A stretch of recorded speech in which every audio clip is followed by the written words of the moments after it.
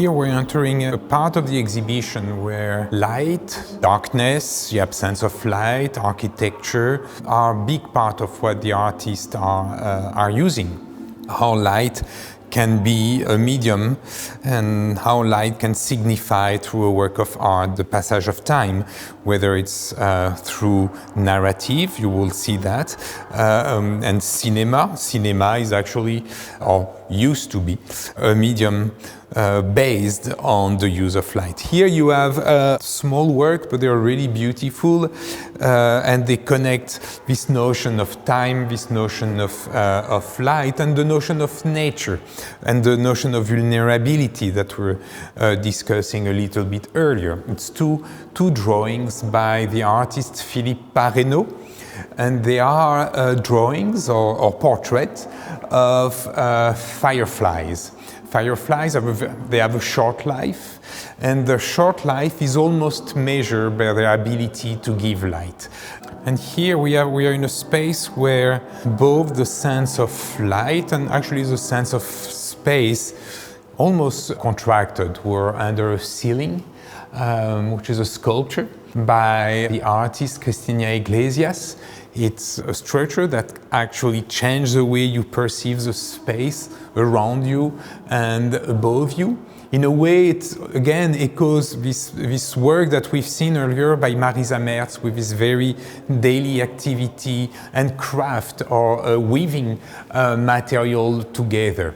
It looks like an architecture that could come from North Africa. It's a moucharabieh, if you want, but it's also a text, a work of art which is to be read. Remember the work by Anna Atterley that we saw earlier in this little cabinet curiosity where artists were playing with the notion of poetry and a work of art which is to be read as much as to be seen. Here you have the same, because this ceiling, this structure that compresses you a little bit is also a text, a classical Gothic text that has been written through the material. So the structure that you see, the pattern that you see is not random, is not geometrical like you have with, for instance, with the Sol Lewitt drawing, or again with the Marisa Merz sculpture, but it's a text that dominates you and projects its shadow on yourself and on the floor.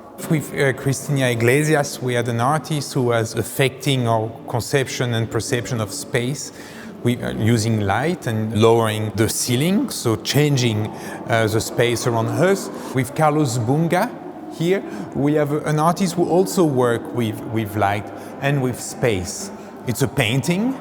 As you can see, it's an abstract painting, almost as you have seen in the first gallery of this presentation, but it's a painting which is done with other means than painting.